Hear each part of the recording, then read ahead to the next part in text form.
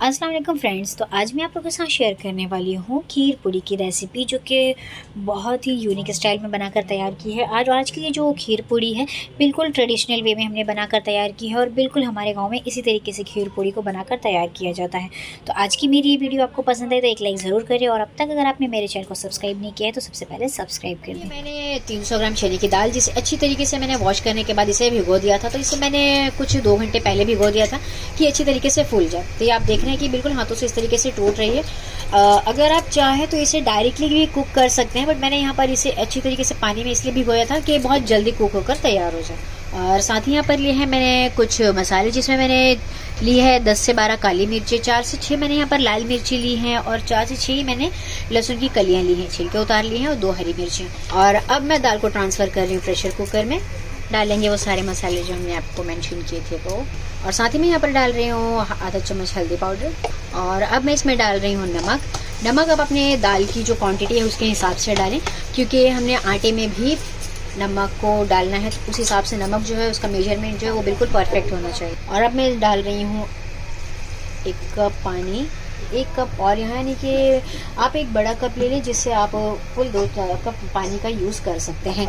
इतना कि आपकी जो दाल है और जो पानी है उसकी जो क्वांटिटी हो बिल्कुल बराबर में हो, लेवल का हो, ऊपर नहीं होना चाहिए।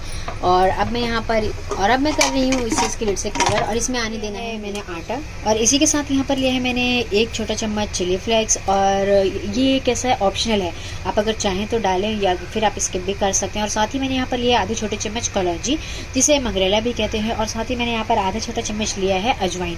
नमक हमें स्वाद अनुसार डालना है कि जितना हमें नमक में आटे में चाहिए, बहुत ज़्यादा तेज़ ना हो। इस तरह हाथों से इसे रब करके डालें कि इसकी जो खुशबू है वो आटे में अच्छी मिक्स हो जाए। और डालना है चिली फ्लेक्स और नमक। अच्छी तरीके से दोनों हाथों से नमक और जो हमने कलौंजी वगैरह डाली है इसे अच्छी तरीके से मिक्स कर लें। और नॉर्मल जैसे हम चपाती के आटे को गूंद कर तैयार करते हैं उसी तरीके से इसे गूंद कर हमें यहाँ पर लिए मैंने एक कढ़ाई, जिसमें गैस का फ्लेम मैंने ऑन किया है, और साथ ही यहाँ पर मैं डाल रही हूँ एक चम्मच फुल भरकर घी। यहाँ पर घी हो गई है मेल्ट, और साथ ही यहाँ पर मैंने डाल दी है 2 छोटी इलायची। तो छोटी इलायची यहाँ पर चटक गई थी। और अब मैं यहाँ पर डाल रही हूँ दूध मैंने यहाँ पर आधा लीटर लिया है, और इसे अच्छी तरीके से मैंने उबाल लिया था। और अब मैंने इसमें लगाया बघार, और अब मैं इसमें डाल रही हूँ पानी। तो यहाँ पर मैंने आधा लीटर दूध लिया था, और साथ ही मैंने पानी भी जो है बिल्कुल बराबर का डाला है कि जो चावल है वो अच्छी तरीके से इसमें कुक हो जाए। यहाँ पर पानी मैंने डाला है, जितना मैंने दूध लिया था उससे ज़्यादा ही मैंने पानी का यूज़ किया है, कि जो चावल है वो बहुत अच्छी तरीके से कुक हो जाने चाहिए। तो पानी की जो क्वांटिटी है मैंने ज़्यादा रखी है। अगर आप चाहें तो आप दूध की क्वांटिटी ज़्यादा रख सकते हैं, क्योंकि चावलों में जो दूध वगैरह बहुत जल्दी खुश्क हो जाता है, सूख जाता है, तो इसीलिए पानी का यूज़ मैंने थोड़ा ज़्यादा किया है। आप चाहें तो दूध का यूज़ ज़्यादा कर सकते हैं। इसमें आने देना, दाल में आ गया था एक प्रेशर, और इसका प्रेशर मैंने नेचुरली रिलीज होने दिया था।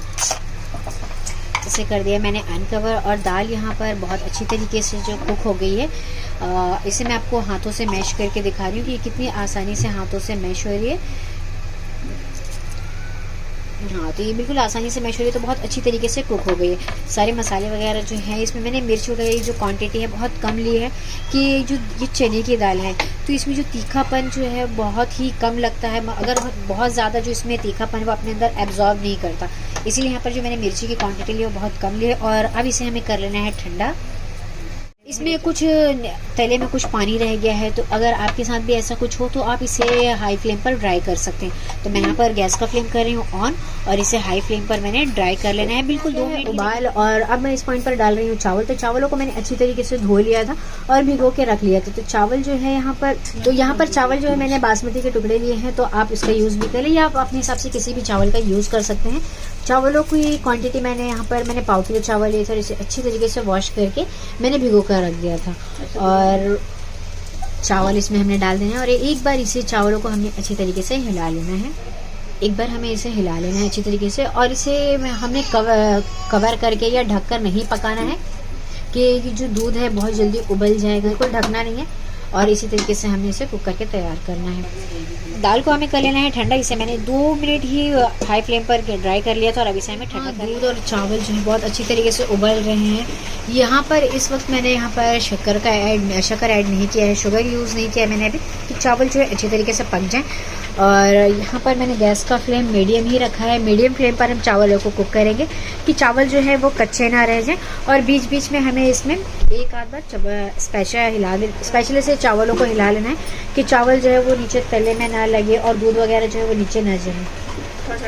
और अब मैं यहाँ पर इसे कर दे रही हूँ कवर कि जो चावल है वो अच्छी तरीके से यहाँ पर चावल बहुत अच्छी तरीके से कुक हो रहे हैं। और साथ ही यहाँ पर मैं डाल रही हूँ कुछ ड्राई फ्रूट्स। तो इसमें आप अपने पसंद के हिसाब से ड्राई फ्रूट्स ले लें। तो जिसमें मैंने लिए हैं मैंने मखाना लिया है और साथ ही मैंने काजू, बादाम और चारोली, सूखा नारियल। तो आप अपने हिसाब से जो ड्राई फ्रूट्स हैं वो अपने हिसाब से रखें कि जो आपको पसंद हो वो आप ऐड करें और जो पसंद ना हो उसे आप स्किप कर सकते हैं। और सारे मैंने ड्राई फ्रूट्स की जो कटिंग वो आप अपने हिसाब से, अपने चॉइस के हिसाब से करें।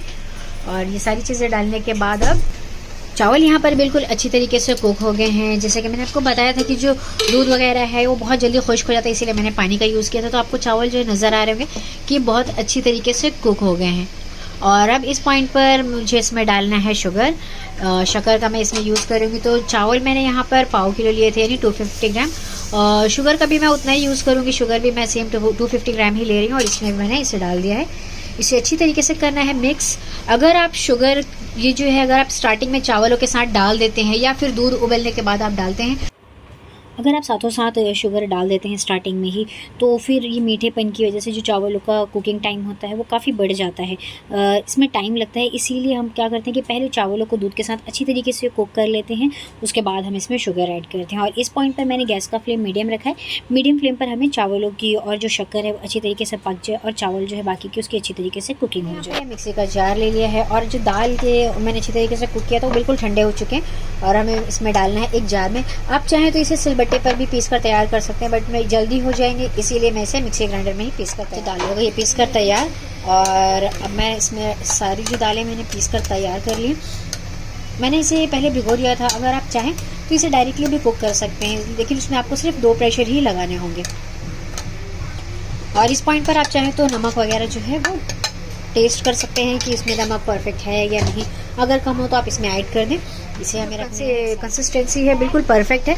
इस पॉइंट पर जो है आप गैस का फ्लेम ऑफ कर दें और बिल्कुल पककर हो गई तैयार। और गैस का फ्लेम करेंगे ऑफ और इसे हमें करना है एक साइड पे। और अब चलते हैं, हमें आटे को गूंद कर मैंने तैयार कर लिया है। तो आपको इसकी जो सॉफ्टनेस नज़र आ रही होगी कि ये बहुत ज़्यादा गीली भी नहीं हुई है या बहुत ज़्यादा कड़क भी नहीं है। तो कुछ इस तरीके से मैंने इसे गूंद कर लिया तैयार।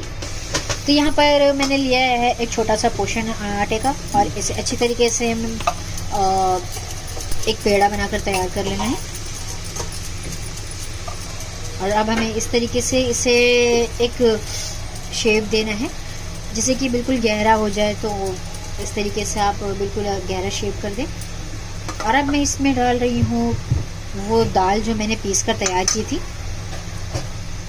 इसे करना है फिल और अब इसे कर देना है चारों तरफ से अच्छी तरीके से यूँ दाल को अंदर तरफ जो है प्रेस करते हुए इसे अच्छी तरीके से कवर कर लेना है कि जब हम इसकी पूड़ी बनाकर तैयार करें, यानी कि जब हम इसे फ्राई करें, डीप फ्राई करें, तो ये बिल्कुल भी फटे नहीं। तो इस तरीके से आपको जो कवर इसके अच्छे से कर लेना है कि हर तरफ से बिल्कुल परफेक्ट गोल हो और चिकनी मतलब चिकना ऑयल में बिल्कुल भी फटे नहीं। तो बिल्कुल इस तरीके से आप गोल कर लें। और इस तरीके से पूरा फिल करने के बाद मैंने इसे डाला है सूखा आटा। और सूखा आटा डालने के बाद हमें इसे इस तरीके से हाथों से प्रेस करते हुए बड़ा कर लेना है। और अब हमें इसे करना है बेल कर तैयार। तो बहुत ज़्यादा इस पर प्रेशर ना दें, बिल्कुल हल्के हाथों से इसे बेल कर हमें तैयार करना है।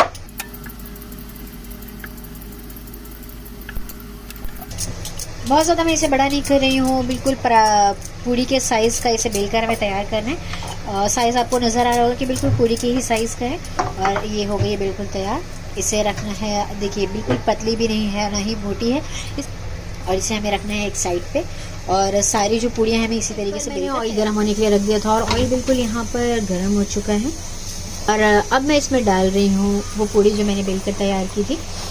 ये अब मैंने आपको फ्रंट एंड बैक दोनों साइड से दिखाई थी कि ये कहीं से भी नहीं फटी थी। तो इस तरीके से आपको घुमा घुमा कर अच्छी तरीके से इसे फ्राई करना है। अब मैं कर रही हूँ इसकी साइड चेंज। दोनों साइड से हमें इसे इसी तरीके से बिल्कुल लाइट गोल्डन फ्राई करना है। इसे निकालना है एक साइड पे। और अब मैं दूसरी पूड़ी भी इसी तरीके से फ्राई करके निकालूंगी। साइड करना है चेंज,